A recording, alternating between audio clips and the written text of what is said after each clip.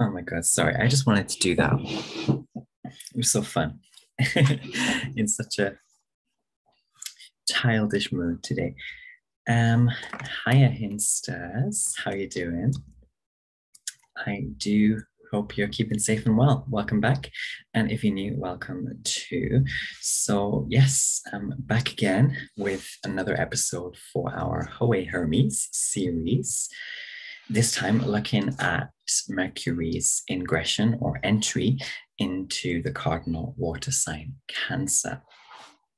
Now, I have made a few recent videos taking a fair bit of focus on Cancer, so do check those out if you want like even more of a background. And of course, check out my July 2021 astrology video.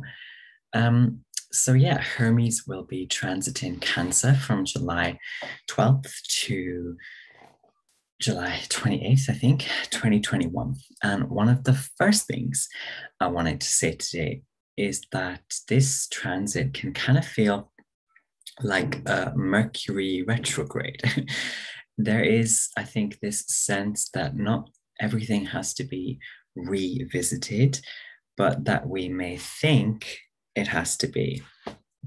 Or someone might tell us it has to be. I've got my coffee, by the way. Hope you have a nice beverage. This might be a bit of a longer one. Because I'm such a mercurial Cancerian person myself.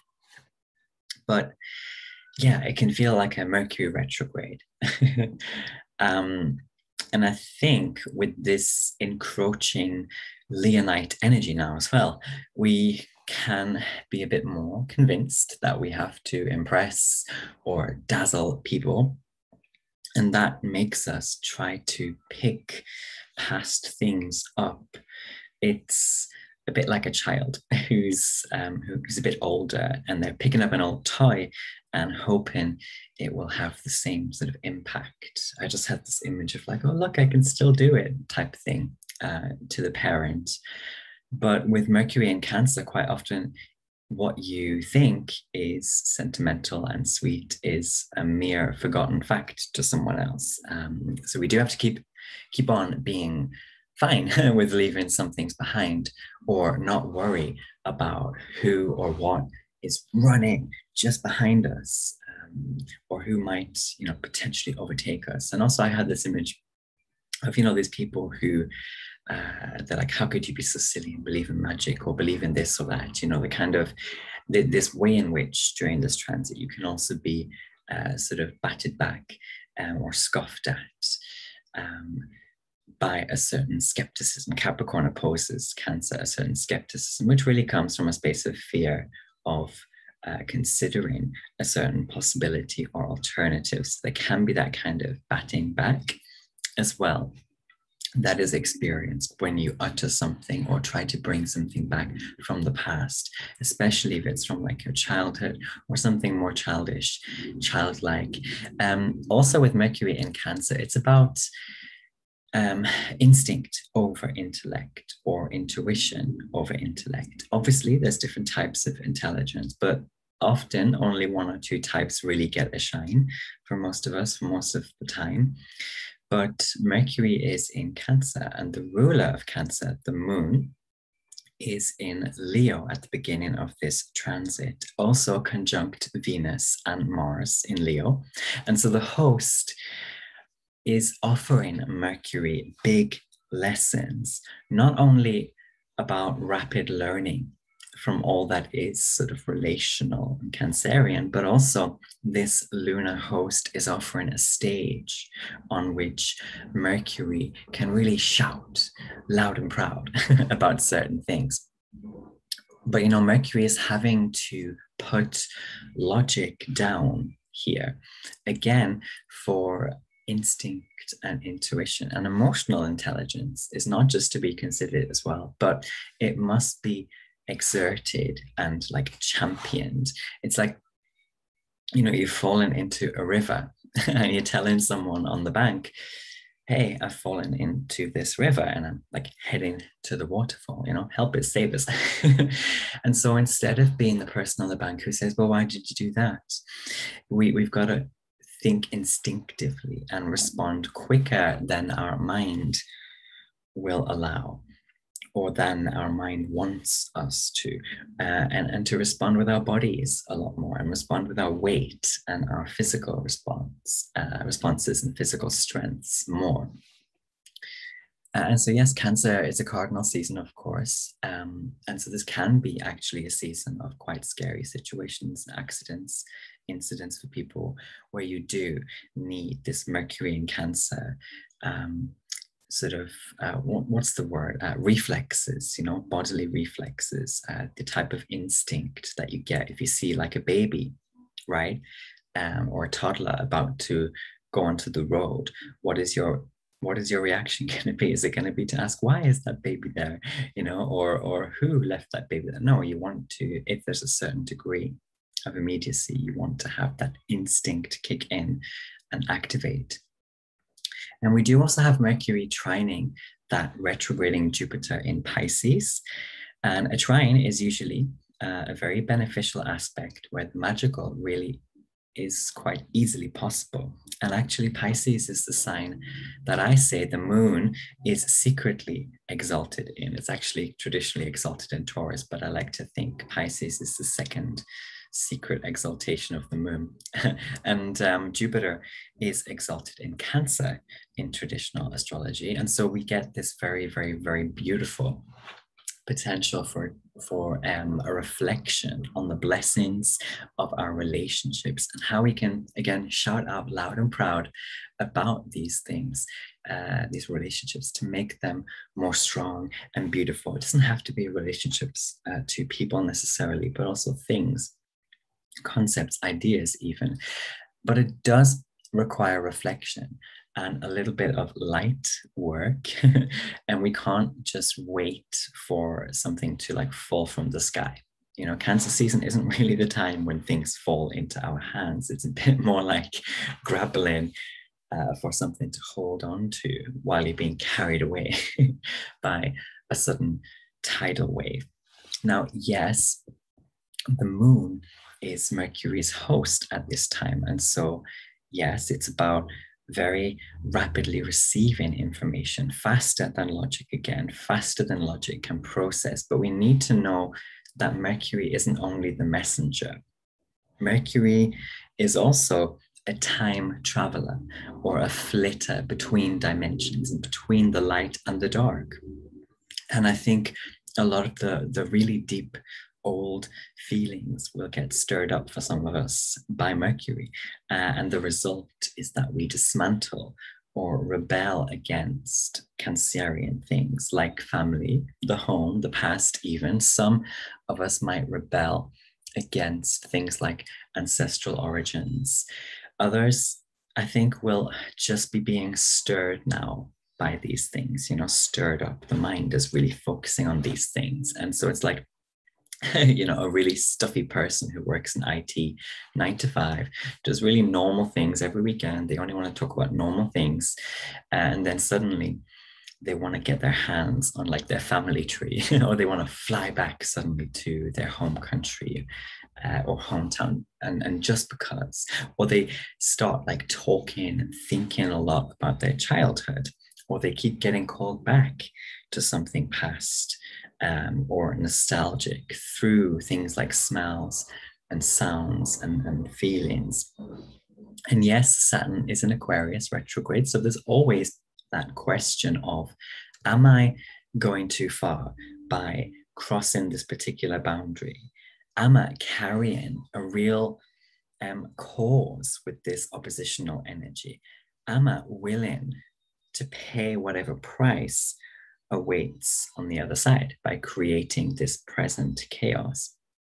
Saturn represents a price to pay very often. It's not that anything is off limits actually with Saturn, and I think this is a confusion we have sometimes. Saturn is not actually the planet saying no. It's not. Saturn warns us And actually, Saturn is saying it's not that anything is off limits, but that we be warned. And that if we're fine with the thing that we're being warned about, then we're, of course, totally able to cross over. And also with Chiron in Aries, there's this emphasis, Chiron in Aries right now, there's this emphasis of not being able to help someone anymore. You know, it's like you have to tell someone, I can't help you, help yourself anymore. I can barely help myself sometimes. And there's this square energy between Chiron and planets that are transiting Cancer. This way in which Chiron will just have us walk away. This is going to go on for a few more years, right? Because Chiron is very slow. But we forget that Chiron is of the Centaurian family, and we might be gentle at first. Chiron might be gentle at first, but will eventually leave. It's an ephemeral sort of teacher that doesn't care too much, actually, if its knowledge is applied or not, because it's also an archetype of wondering.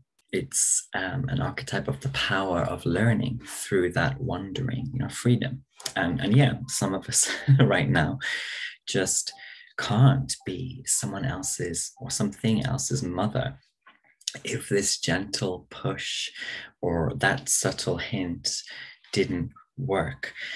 But anyway, yes, Mercury is the time traveler, as I said, and it brings us messages from the past, whether this life past or past life past, ancestral sort of baggage past. And you know, Cancer season will do things like have your partner tell you the exact same thing that your mother used to say to you, even though they've never met and it's impossible for your mother to have told that to your partner. There's just a way in which our deeply entrenched tendencies can't really escape us, even if we've worked very hard for years to bury these things. And you know, your latest partner or even a stranger can so casually point something out, and you're reminded, and you get another opportunity to think about, to feel out if it's something that you want to act on or change or revisit. But again, Cancer season does this little thing with us, like not everything that we're reminded of needs to be unearthed or revisited. We can also, by the way, just in ourselves during this transit, be recalling old adages like live within your means, you know, all the things, don't forget your roots, all the things that family used to tell you, or people in your hometown or in your particular culture used to nag you with or nag you about. It somehow comes back, sometimes resurfacing actually as like more of a thorn in the side. Excuse me. But other times it's like, yeah, I finally mastered that, or I finally understood why my auntie or whoever used to say that all the time. Another thing about Mercury in Cancer is really changing how we literally speak or communicate. It's about speaking with compassion, you know, communicating with passion, saying, I feel something instead of I think, and just to see how that works for you and others, and how it can actually get more to the core of why you're even having a particular conversation, or why your mind is so stuck on a particular thing, or why you are stuck in a particular dynamic with someone. So, you know, we can ask others as well, how do you feel? And not like, what do you think? So that we also get closer to other people's cores, if, you know, that's something that you want or need.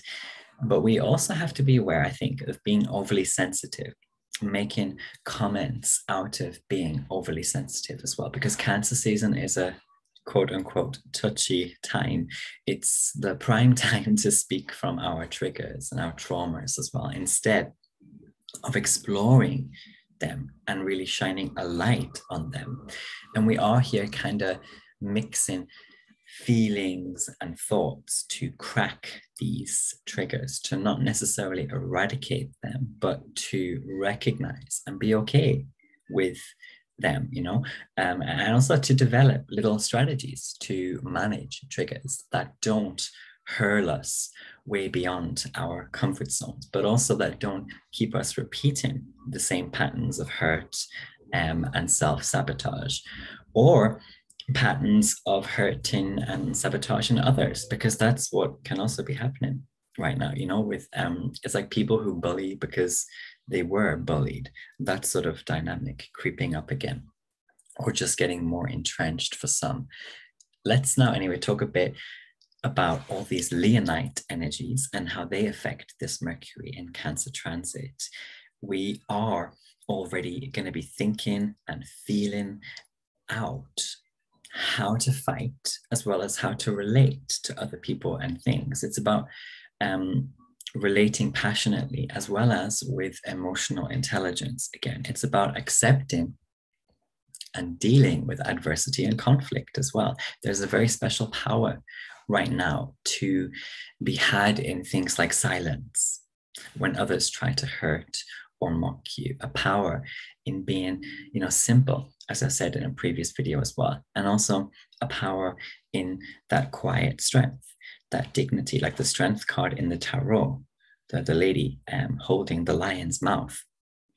It's not about being quiet because the other person is right either, or that you're right and they're wrong even. It's not about like that, but that some people want to hurt you because they have an audience and because they feel powerful when they hurt others in front of others.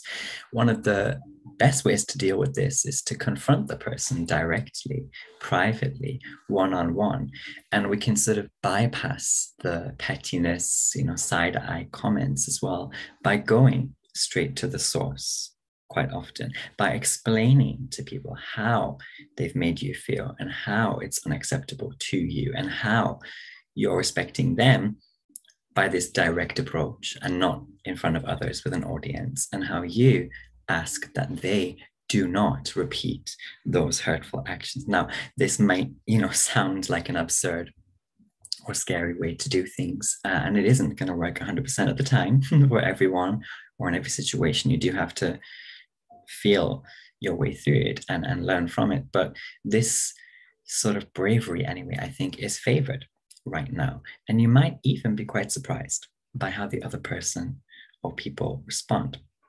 But also they might not change that much. Getting into Leo season especially, people might not change that much, but you still notice that they don't mock you in front of others anymore, because they see you now, even if they don't show that they see you in front of others. I hope that makes sense, lol. But I'm going to recommend also, by the way, where is it? This book by Evie Pomporis. It's called Becoming Bulletproof. I don't know if you can see it, but Becoming Bulletproof. I just think it's a great read for right now on dealing with people amidst this sort of mercurial, Cancerian, Leonite space we've been journeying.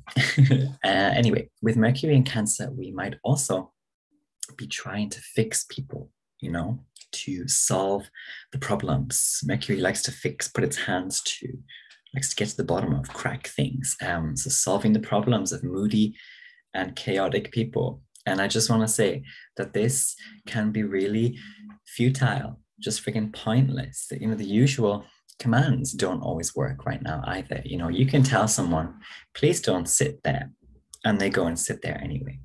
What are you going to do? What's worth the further effort?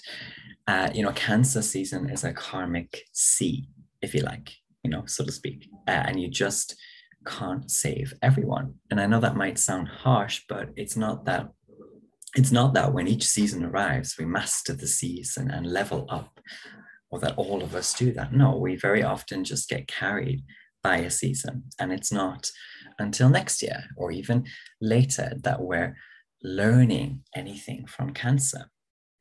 It's also a bit like being a nurse.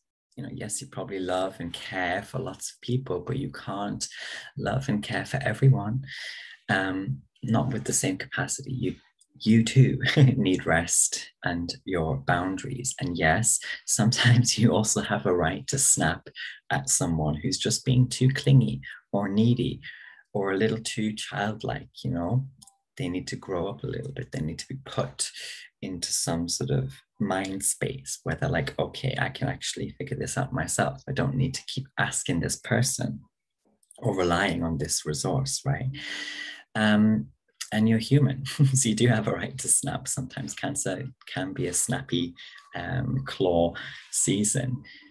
Also, another reason that it's futile to try, and fix with this mercurial hands-on sort of way is that sometimes we need to be taught or shown something by the greater world, by life itself. Sometimes we have that season when we're not admitted onto Noah's Ark, we just have to fend for ourselves. And that's okay, actually. That's actually a normal part of life and spiritual experience, this movement from Gemini into Cancer. It's like a kid getting chastised, or like a teen finally facing that they have to grow up in some sense. They have to get a job, they have to earn, they have to do whatever the frick, or it's like also when a parent lets something embarrassing happen to their kid deliberately as a way of teaching them something very adult or mature.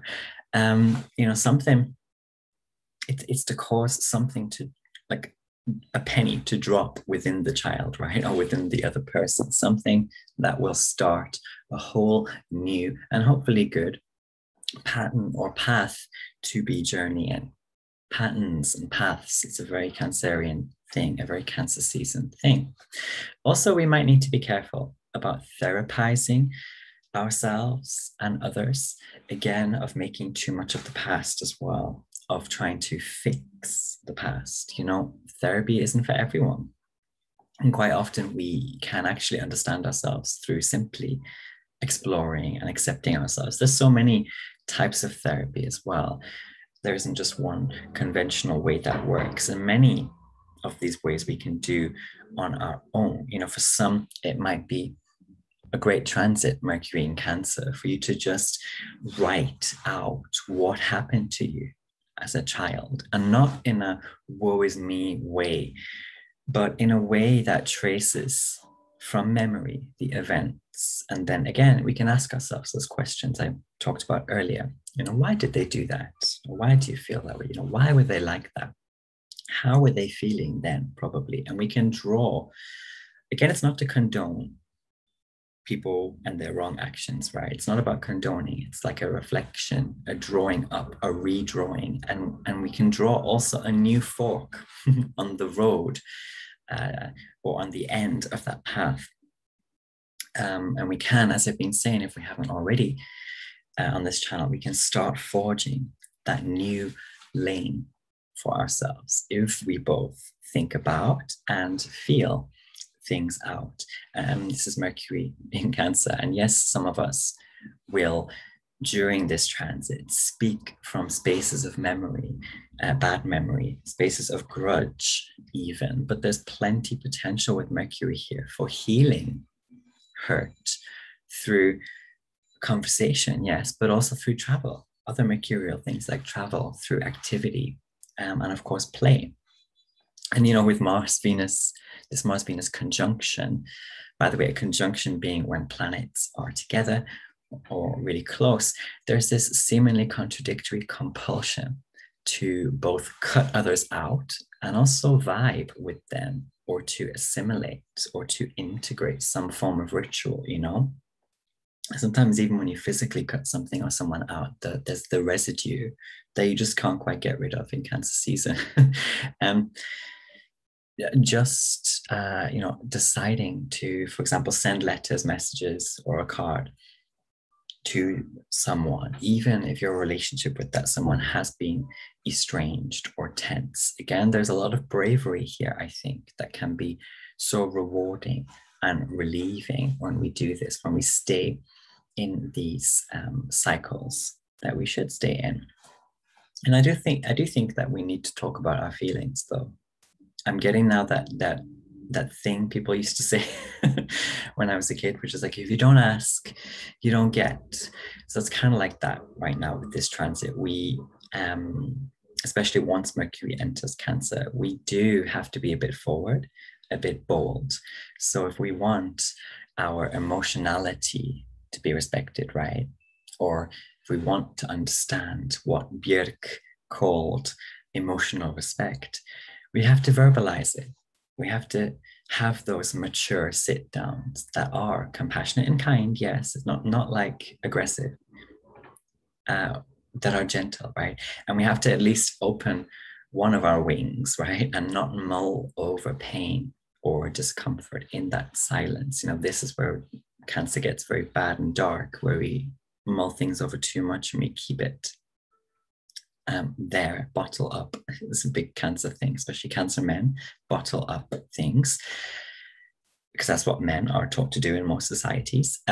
But we need to make sure that the wings are open, or one wing is open, and that we create sort of nests that we're not creating nests, rather, that are cursed or going to rot from the inside out. And we have to instead try to create new, youthful nests full of promise to nurture these relationships, and especially brand new relationships, by the way, that you're entering in this season. You want to have that promise, that youthful thing, where you and this other person, these other people, can grow and be safe, even if there's a little bit of discomfort or pain or awkwardness. But anyway, I think I've said enough. I'll leave it here, my loves. Hinsters, I hope you're faring well and learning a lot, I guess, for yourself this cancer season. And I'm wishing you safe and well, as always. Take care.